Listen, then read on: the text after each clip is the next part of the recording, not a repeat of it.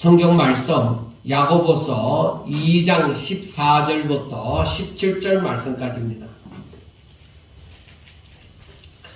야고보서 2장 14절에서부터 17절까지 말씀을 읽어드리겠습니다. 내 형제들아, 만일 사람이 믿음이 있노라 하고 행함이 없으면 무슨 유익이 있으리요? 그 믿음이 능히 자기를 구원하겠느냐? 만일 형제나 자매가 헐벗고 일용할 양식이 없는데 너희 중에 누구든지 그에게 이르되 평안히 가라, 덥게 하라, 배부르게 하라 하며 그 몸에 쓸 것을 주지 아니하면 무슨 유익이 있으리요? 이와 같이 행함이 없는 믿음은 그 자체가 죽은 것이라. 아멘. 우리가 지금 야고보서를 보고 있지만은 이 야고보서를 한 문장으로 압축을 시키면은 예수 그리스도를 믿는 자처럼 살아라, 그렇게 말을 할 수가 있겠습니다.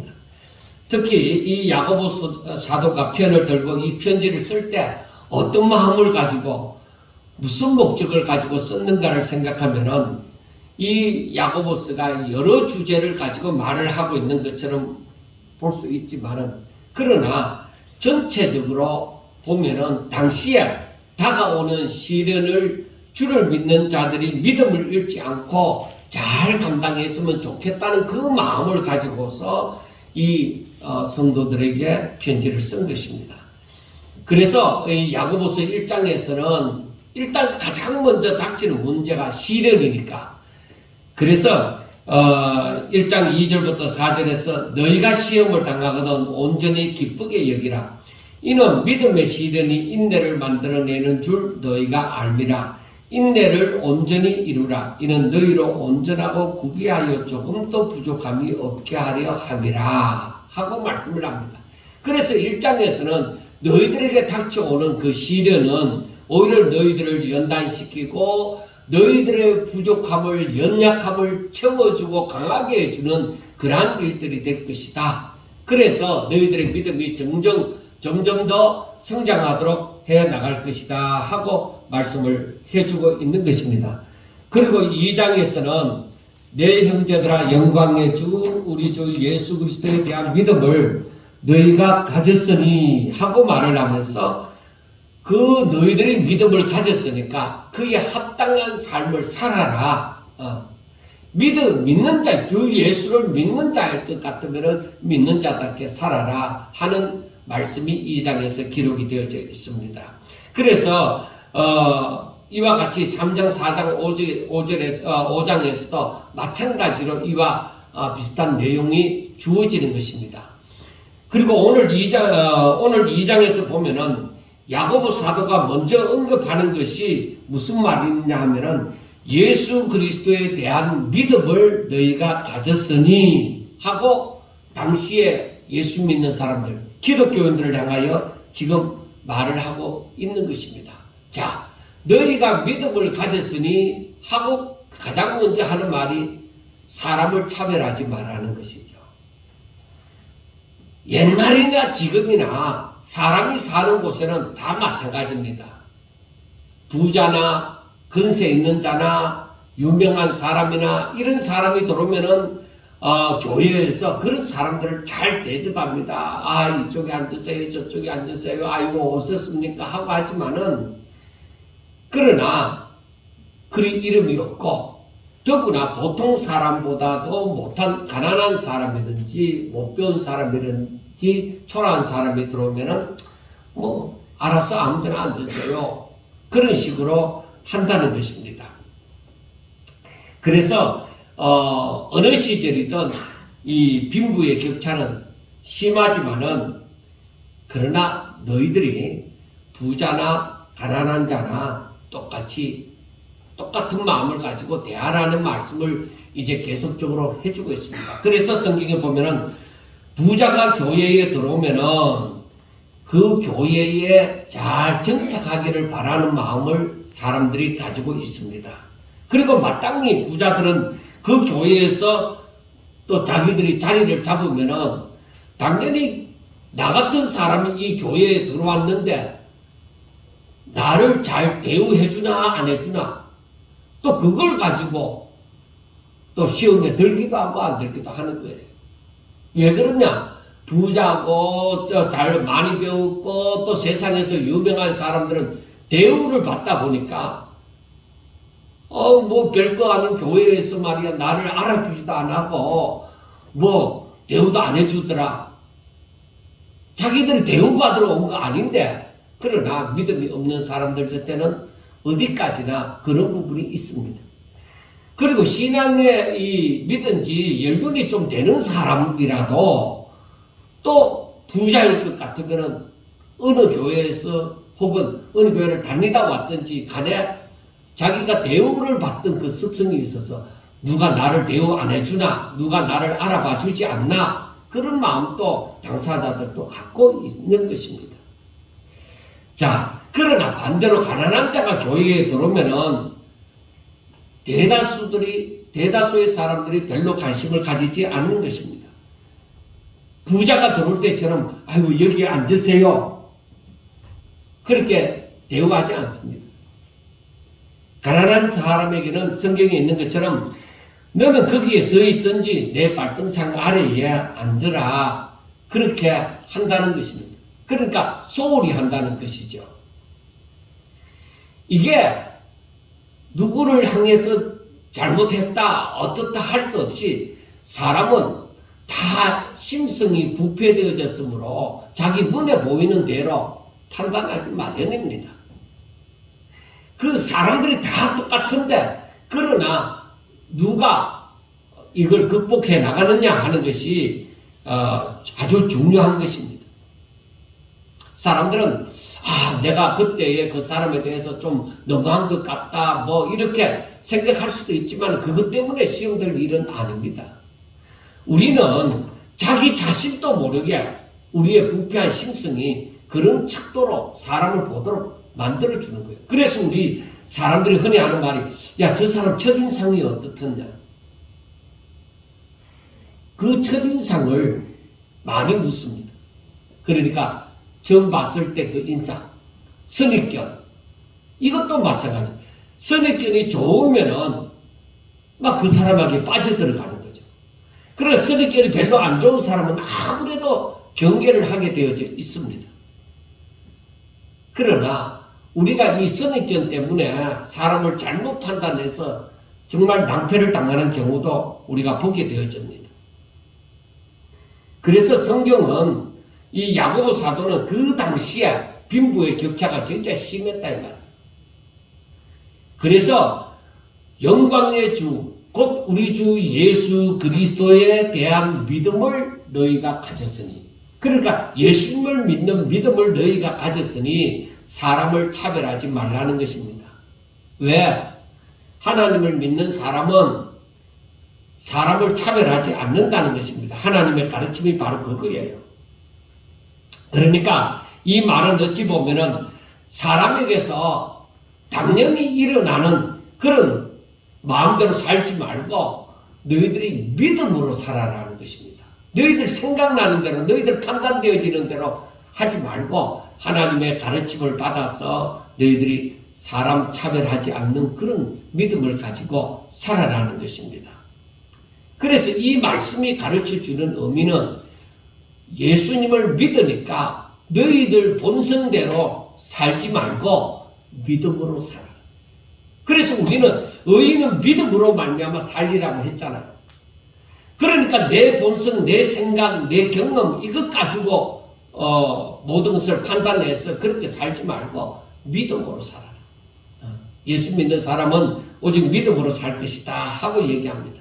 그러니까 이 말은 고린도후서 5장 17절에 보면은 그런즉 누구든지 그리스도 안에 있으면 새로운 피조물이라. 이전 것은 지나갔으니 보라 새 것이 되었도다. 그렇게 말을 합니다. 그러니까 이 말씀은 우리가 익히 잘 알고 있지만 이 말은 무엇이냐면 누구든지 예수님을 믿으면은 옛사람은 믿는다는 것은 옛사람은 죽었고 이제 하나님의 생명을 가지고 새로 산다는 거예요. 그래 거듭났다고도 얘기하고 중생했다고도 얘기하고 새로운 피조물이라고도 얘기를 하는 것입니다.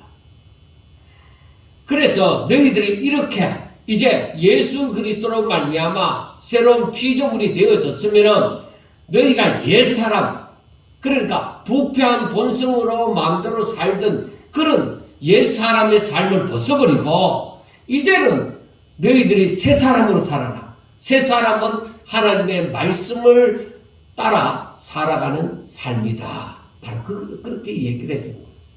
그러니까 우리가 사는 것은, 이제 사는 것은 내 본성, 내 인간적인 그 모습을 가지고 사는 것이 아니라 오직 하나님의 말씀이 어떠한지 그것을 잘 알아서 하나님 뜻대로 하나님의 말씀을 순종하는 삶을 우리에게는 그렇게 살아야 되는 것입니다. 그래서 이것을 가지고 로마서에 또 말씀하는 것처럼 나는 죄로 말미암아 죽었고 이제는 예수로 말미암아 산다. 그래서 이것을 사도 바울이 갈라디아서 2장 20절에는 이렇게 말을 합니다.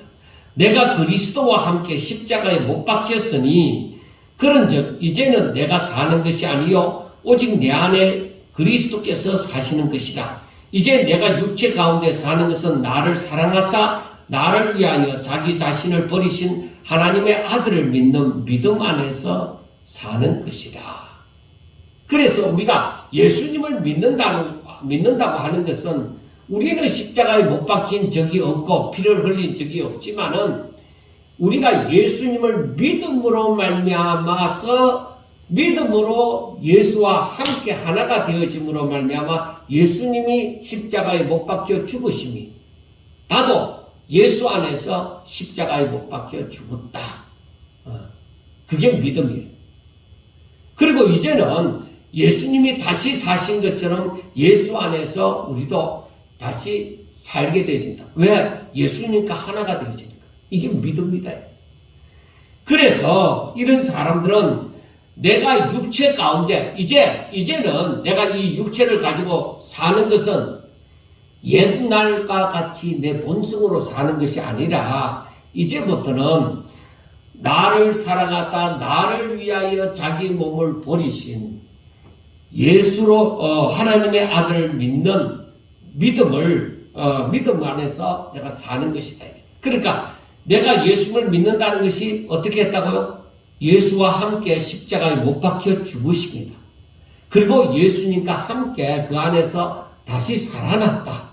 그래서 지금 우리가 예수님을 믿는 이것은 내가 믿기 전하고 믿은 후하고 달라진 모습이 하나도 없지만은 그러나 믿음으로 말미암아 나는 달라진 거예요. 내가 예수님을 믿기 전에는 예수님을 믿음으로 말미암아 예수님과 함께 십자가에 못 박혀 죽으심이 되어지고 이제 예수님이 다시 살아나심으로 말미암아 나도 그 안에서 다시 삶이 되어진다는 것입니다. 그래서 내가 이제 사는 것은 옛날에 부모님으로부터 물려받은 그 생명, 그 본성, 부패한 본성 그것으로 사는 것이 아니라 내가 육체를 가지고 사는 것은 이제는 하나님의 아들 예수님과 하나가 되어졌으니 그 예수님을 믿는 믿음으로 사는 것이다. 이것이 또 다른 말로 하면은 의인은 믿음으로 살리라 하는 그 말이 되는 것입니다. 그래서 우리가 그냥 인간으로 산다는 것하고 믿음으로 산다는 것은 아주 다릅니다. 사람들이 그걸 알아야 돼요.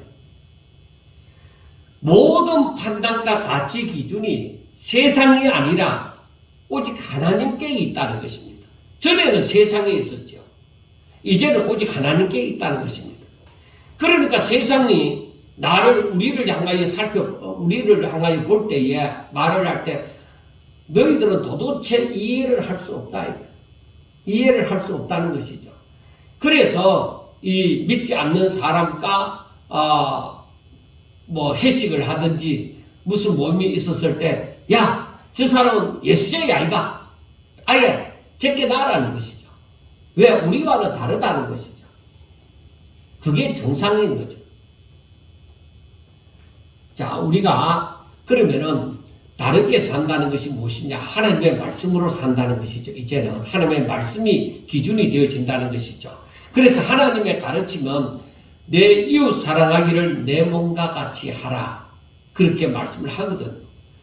그 말이 레위기서 19장 17절과 18절에 보면은 너는 내 형제를 마음으로 미워하지 말고 내 이웃을 반드시 견책하라. 그러면 너가 그에게 죄를 담당하지 아니하리라. 원수를 갚지 말며 동포를 원망하지 말며 내 이웃 사랑하기를 내 자신과 같이 사랑하라. 나는 여호와니라. 하고 이게 레위기서 19장 17절과 18절에 있는 말씀이에요. 그러니까 하나님의 가르침은 이와 같이 하나님을 경외하는 사람들은 먼저 하나님을 사랑하고 그리고 이웃을 내 자신과 같이 사랑하는 거예요. 그런데 여러분, 이게 참 쉽지가 않아요. 이게 쉽지가 않다고요. 이게 쉬울 것 같으면은 세상 사람들도 다 그렇게 하죠. 이게 쉽지 않습니다. 그냥 세상 사람들이 말하는 의리 그거 아닙니다. 이것은 바로 하나님의 말씀을 내가 순종하는 그 가운데서 하나님의 마음이 내게 와야 되는. 그리고 이 말은 성령이 내게 임하여서 나를 고쳐주시지 않으시면 안 된다는 것입니다. 나의 옛사람이 살면, 나의 본성으로 살면은 나한테 미운 사람은 미운 거예요. 복수를 하고 싶은 거예요. 원수 갚고 싶은 거예요. 내가 언젠가 너 한번 내가 복수한다. 그런 마음을 갖게 되어지는 거예요. 그런데 예수 믿는 사람은 내 언젠가 너 반드시 복수한다. 그거 아니에요. 하나님이 아시리라. 그렇게 하죠. 그리고 원수 갚는 것은 하나님께 있는 것이지 나한테 있는 것이 아니다. 내가 억울함을 당하고 내가 핍박함을 당했지만은 원수 갚는 것은 하나님께 있다. 내게 있는 것이 아니다. 나는 그냥 이웃을 사랑하는 마음을 가져야 된다는 것이죠. 자, 우리가 다시 한번 생각해 봅니다. 부자는 자신의 친구이고 가난한 자는 자신의 친구가 아니냐는 것입니다. 하나님께서 말씀하시는 그 이웃은 부자이든 가난한 자이든 차별을 두지 않습니다. 그리고 하나님께서는 부자이든지 가난한 자이든 그 구별이 없고 하나님의 공의와 그러니까 하나님이 옳고 그른 걸 판단하는 것과 그리고 하나님께서 사랑하는 그 사랑을 부자에게나 가난한 자에게나 똑같이 그렇게 베푸신다는 것입니다. 그러므로 가난한 자들이라고 하더라도 합당한 공의로 재판을 하기 때문에 가난한 자라고 억울하게 해서도 안 되고 가난한 자라고 해서 무조건 옳다고만 얘기해서도 안 된다는 것입니다. 그러니까 가난한 자이든지 부자이든지 사람들은 다 똑같다. 그래서 저들의 행한 대로 하나님께서 공의로 대하시고 또한 하나님께서 저들을 사랑하시는데 부자이든 가난한 자이든 똑같이 사랑하는 것이 이게 하나님의 뜻이라는 것입니다. 그런데 야고보 사도가 살았을 그 당시에 이 편지를 쓸 당시에는 빈부의 격차도 심했고 신분의 문제도 있었고 그러니까 로마 시민이냐 아니냐 그런 것 때문에도 문제가 많았고 그리고 사람들이 알아주는 사람이든지 알아주지 않는 사람이든지 거기에 대해서 굉장히 격차가 심해서 차별이 많았습니다. 그래서 야고보 사도가 하는 말이 너희가 예수님을 믿느냐는 것이죠. 너희들이 예수님을 믿으면 사람 차별하면 안 된다. 너희들 특히 예수 믿는 사람들은 교회 안에서 사람을 차별하면 안 된다. 그렇게 얘기를 하는 것입니다. 자, 야고보 사도가 적어도 이 편지를 읽는 사람들에게 즉 당시의 사람들에게 바라는 것이 무엇이냐? 제가 방금 말한 것입니다. 믿음을 가졌느냐? 너희들이 복음을 믿느냐? 그렇다고 하면은 너희의 본능대로 살려고 하지 말고 이제는 새로운 피조물 하나님의 자녀가 된 것으로 하나님의 법칙으로 살아라. 그러니까 세상의 법칙으로 살지 말고 너희들은 이제부터 하나님의 법칙으로 살아라 하는 말씀을 가르쳐 줍니다. 그 다음에 이 말씀을 하고 나서 26절에 바로 이어지는 말씀이 무엇이냐면은 행함이 없는 믿음은 죽은 것이다. 저는 처음에 이것 때문에 굉장히 갈등을 많이 느꼈습니다. 왜? 내가 하나님의 말씀을 읽고 배웠고 하는데 이 말씀대로 살지 못하겠다 이 말이에요. 어떤 것은 내가 지키면서 사는데 어떤 것은 내가 못 지키겠다. 이것이 갈등이 굉장히 많이 일어났습니다. 그런데 야고보서 말씀을 보면은 행함이 없는 믿음은 죽었다고 얘기하잖아요. 죽은 것이다. 쓸모가 없다는 것이 그건 믿음이 아니라는 것이죠. 그래서 14절에서 하시는 말씀이 내 형제들아 만일 사람이 믿음이 있노라 하고 행함이 없으면 무슨 유익이 있으리요? 그 믿음이 능히 자기를 구원하겠느냐? 이건 더 무서운 말씀이에요. 26절에 있는 말씀보다도 더 무섭다. 그냥 행함이 없는 믿음은 죽은 것이다 하는 것보다가 너희들이 믿음이 있노라 하면서 행함이 없으면은 아무 유익이 없다. 그래서 그 믿음이 우리가 믿음으로 구원받는다 하잖아요. 그런데 그 죽은 믿음 가지고는 구원 못 받는다는 것입니다. 죽은 믿음은 행함이 없는 믿음이잖아요. 그래서 행함이 없는 믿음을 가지고서는 구원받지 못한다는 것입니다. 그래서 저는 이 말씀을 이번에도 준비하면서 또 다시 여러 번 생각을 해보았습니다. 자, 우리가 평상시대로 한번 답을 해봅시다. 구원을 받았습니까? 할 때에 교회 다니는 사람들은 거의 다 예하고 다 말을 할 거예요. 그 다음에 그러면은 행함이 있는 믿음을 소유하고 있습니까? 할 때에 예라고 해야 되나 아니라고 해야 되나 사람들이 갈등을 느끼기 시작하는 거예요. 그러면은 다시 묻기를 혹시 귀신이 가지고 있는 믿음을 소유하고 있습니까? 그래 귀신이 가지고 있는 믿음은 뭐예요? 예수님이 하나님의 아들인 줄 아는 거죠. 지식적으로는 예수님이 하나님의 아들이고 메시아인 줄 알지만은 귀신은 예수님을 안 믿잖아요. 그러니까 너희들이 예수님이 누군지 너희들이 알고 있는 그런 믿음을 가지고 있느냐, 지식적인 믿음만 가지고 있느냐 하는 것입니다. 그렇다면 15절부터 17절 말씀을 봅시다. 만일 형제나 자매가 헐벗고 일용할 양식이 없는데 너희 중에 누구든지 그에게 이르되 평안히 가라, 덥게 하라, 배부르게 하라 하면 그 몸에 쓸 것을 주지 아니하며 무슨 유익이 있으리요? 이와 같이 행함이 없는 믿음은 그 자체가 죽은 것입니다. 나도 지금 헐벗고 양식이 없는 사람일 것 같으면 이 문제가 해당이 되어지지 않죠. 왜?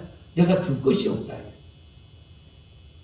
그런데 여기서 15절과 17절에서 하는 말씀은 얼마든지 헐벗고 굶주린 사람에게 일용할 양식이 없는 사람에게 내가 도와줄 수 있는 능력이 있다는 거예요. 단지 뭐예요? 이들이 하지 않는 것은 마음이 없는 거예요.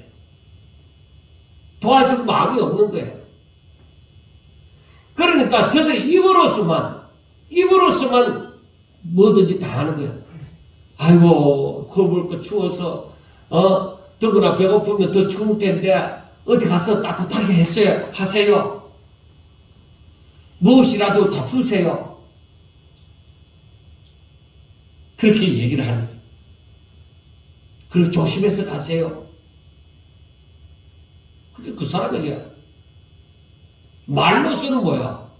그 사람 필요한 걸 다 해줬어요. 근데 절대 자기 건 안 써요.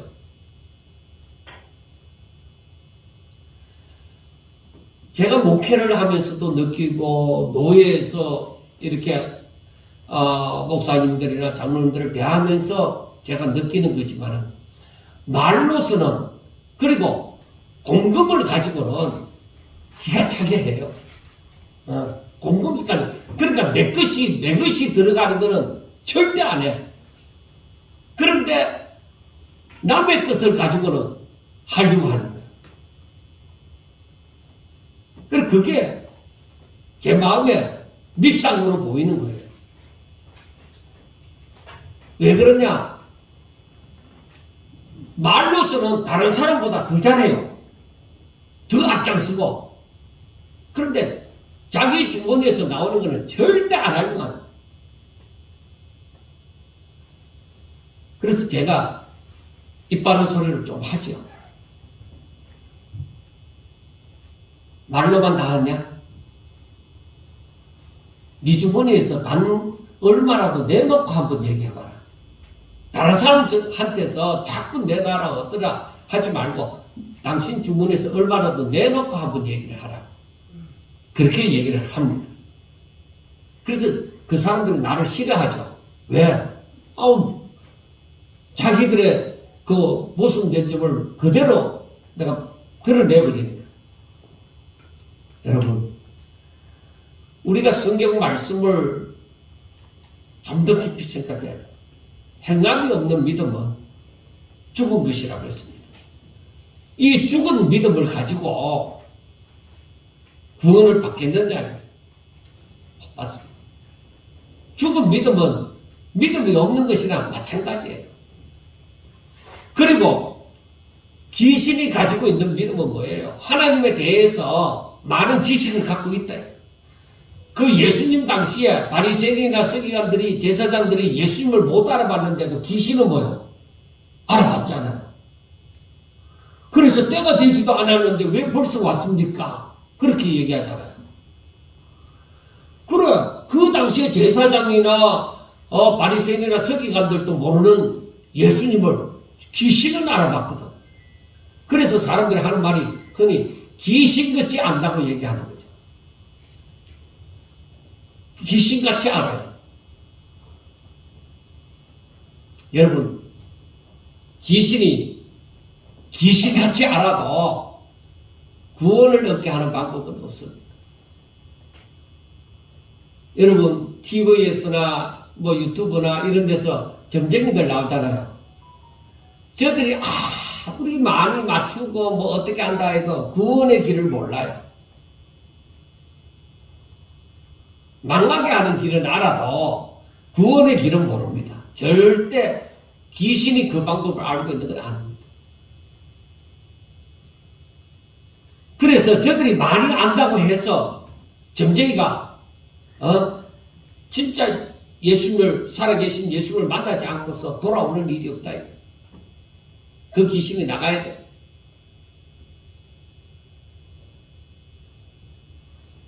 그러면 그 지식을 갖고 있으면 구원을 받느냐? 아닙니다. 그러한 지식은 귀신도 가지고 있는 거예요. 그래서 우리 사람들이 사람을 잘못 판단하는 경우가 있어요. 야, 저 사람은 성경에 대해서 너무 많이 안다. 교회에 대해서도 너무 많이 안다. 많이 아는 것 가지고 구원받는 거 아니라는 것입니다. 우리가 귀신도 믿고 떠는 정도의 믿음을 가지고 있으면서 자신도 하나님을 믿는다고 말하든지 예수님을 영접하는 기도를 드렸다고 하든지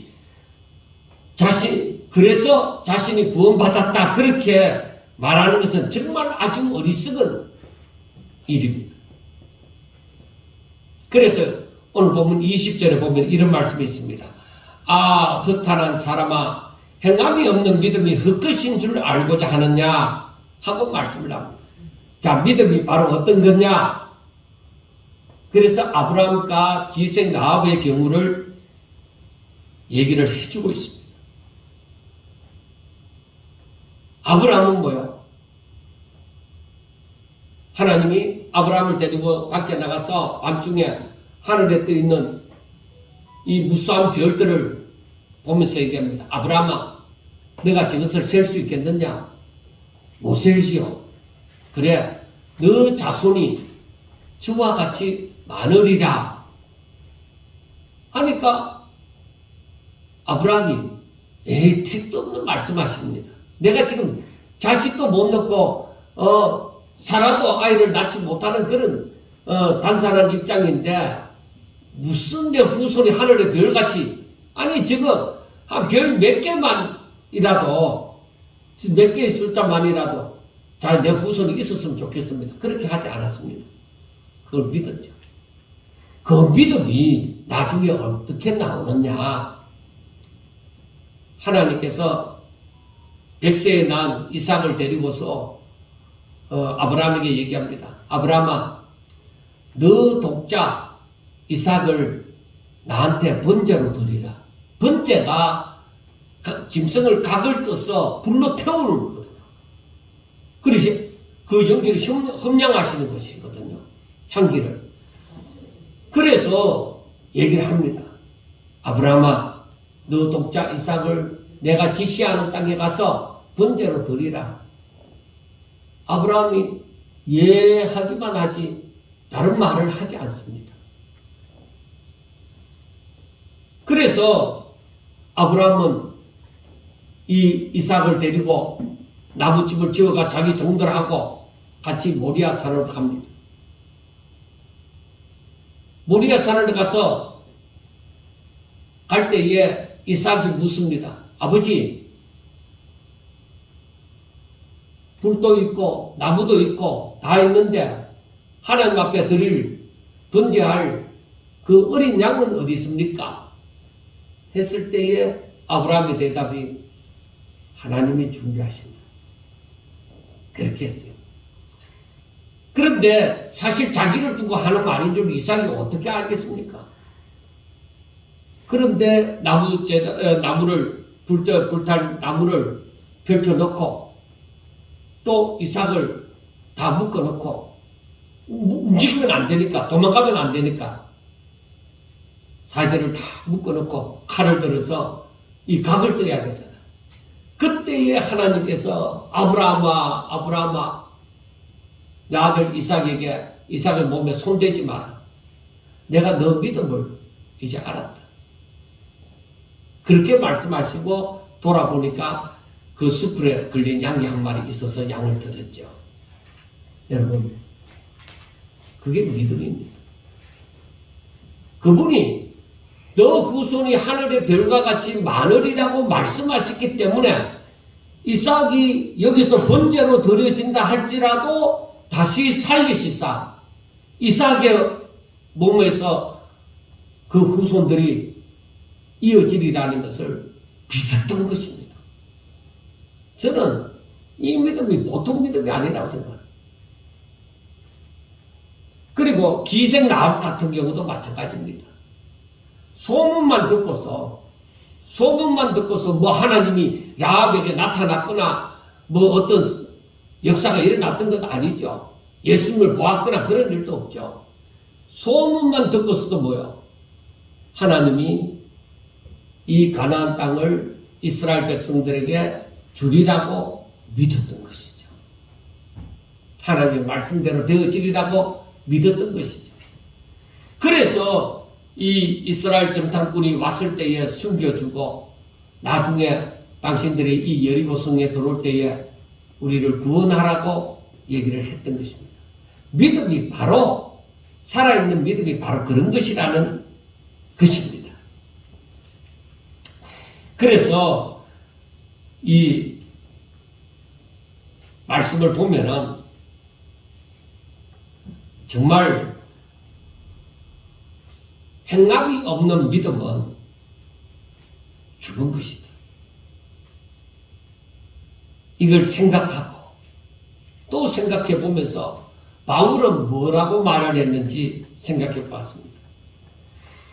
예수 그리스도께서 너희 안에 계신 줄을 너희가 스스로 알지 못하느냐? 그렇지 않으면 너희는 버림받은 자니라 하고 확실하게 말을 하고 있습니다.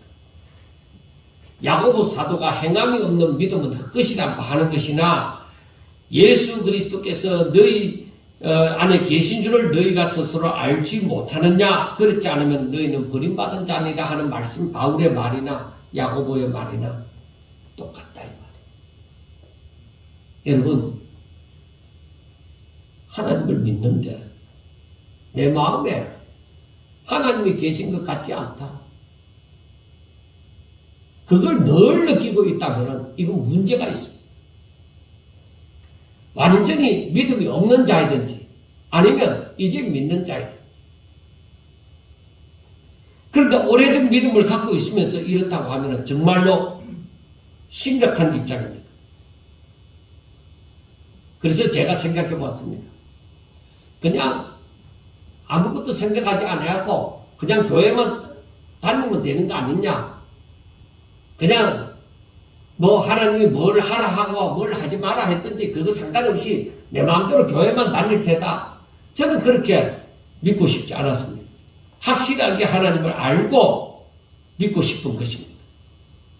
그래서 수십 년 동안 많은 갈등을 느끼면서 진짜 하나님을 믿는 것이 어떤 것인지를 저는 알고 싶었습니다.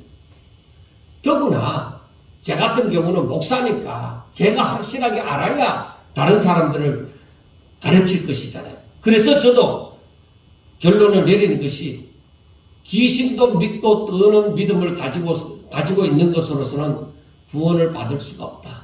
지식만 가지고 구원을 받을 수가 없다는 것입니다. 그래서 야고보 사도가 2장 서두에서 말하는 것처럼 영광의 주, 곧 우리 주 예수 그리스도에 대한 믿음을 너희가 가졌으니 그렇게 말하는 것처럼 너희들은 오직 믿음으로 살라는 것입니다. 말로 쓰면 하나님 믿습니다 하는 것이 아니라 내가 믿으면 말씀에 순종하는 모습을 나타내 보이라. 네가 믿으면 하나님을 믿고 염려 걱정 없이 하나님의 말씀대로 그렇게 해보라 이거예요. 그래서 순종이 제사보다 낫다고 하는 거죠. 이런 믿음에 대한 순종이 없이 어찌 하나님을 믿는다고 하고 내 믿음이 성장하게 해달라고 하느냐 이 말이에요. 그래서 제가 평상시에 드리는 말씀이 아는 만큼 믿고 믿는 만큼 순종한다. 제가 그렇게 말을 하는 것이죠. 순종이 따라야 된다는 것입니다. 이 핑계 저 핑계를 대고 하는 것은 아직까지 믿음이 자라지 않는 것입니다. 22절에서 야고보 사도는 믿음이 그의 행함과 함께 일하고 행함으로 믿음이 온전하게 되었느니라 하고 말씀을 합니다. 믿음이 행함과 함께 일하고 행함으로 믿음이 온전하게 되어진다 이 말이에요. 무슨 말인지 알죠? 그러므로 우리 믿음이 성장하려고 하면 어떻게 해야 돼요? 우리 믿음이 성장하려고 하면 순종이 따라야 된다는 것이죠.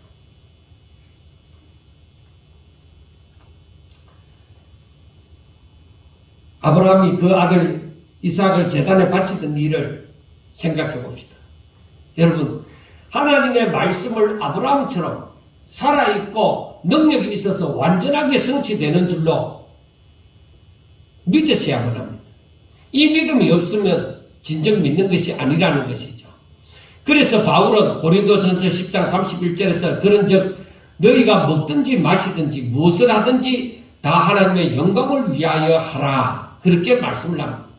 먹든지 마시든지 무엇을 하든지 다 하나님의 영광을 위하여 하라.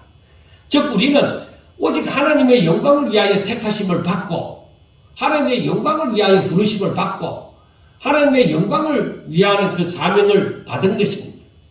그리고 이 일은 사람이 사람답게 살 수 있는 것이 무엇이라는 것을 우리들에게 가르쳐 줍니다. 사람답게 살 뿐만 아니라 사람이 그렇게도 말하는 행복이라는 것을 어떻게 사는지 어떻게 누리는지를 가르쳐 줌이 되어집니다. 그래서 세상 사람들이 말하는 행복의 기준, 우리 하나님을 믿는 사람들이 말하는 행복의 기준은 다릅니다. 어느 정도로 다르냐?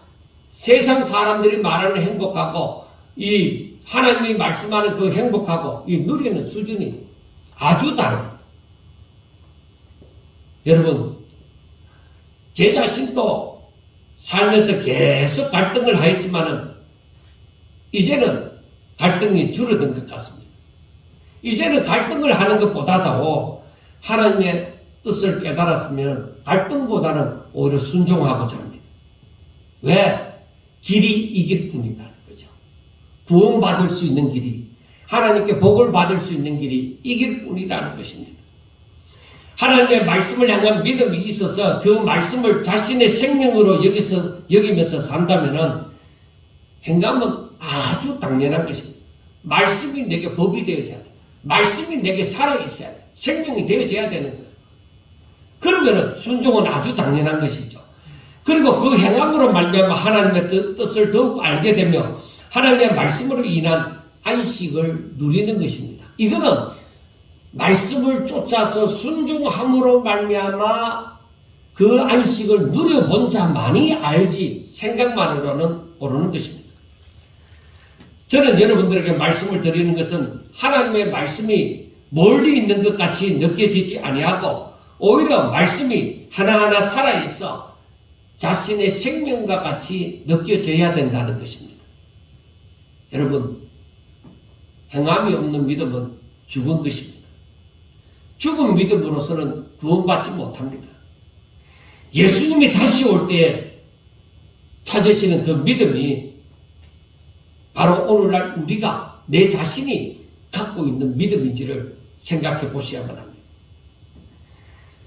지금까지 여러분이 가지고 있는 믿음으로 무엇을 행하였습니까? 히브리서 11장에 있는 믿음의 선진들의 삶이 먼 나라의 삶처럼 느껴지면 안 되고 바로 나의 삶처럼 느껴져야만 되는 것입니다. 이제부터는 저와 여러분에게 믿음이 온전하게 되도록 진정 하나님의 말씀을 확실하게 믿고 그 믿음이 정말 아무것도 하지 않는 그런 믿음이 아니라 죽은 믿음이 아니라 행함이 있는 믿음, 살아있는 믿음, 얼마든지 구원받고 복을 받게 하는 믿음이 있으시기를 주의 이름으로 축원합니다. 기도드리겠습니다. 하나님 아버지, 저희들이 정신 차리게 하여 주옵소서. 남들도 이렇게 가니 나도 이렇게 간다 하는 사람들처럼 넓은 길로 쫓아가고자 하는 사람이 아니라 남들이 이렇게 살지 않더라도 오직 하나님의 말씀이 이러하니 나는 이렇게 산다 하고 그 길이 좁은 길이라도 그 길 행하게 하여 주시옵소서. 이 마지막 시대에 정신 차려 하나님을 믿어 하나님 보시기에 아름답고 충성된 종이 되게 하옵소서. 하나님의 마음에 합한 종이 되게 하여 주옵소서. 예수님 이름으로 감사하며 기도드리옵나이다. 아멘.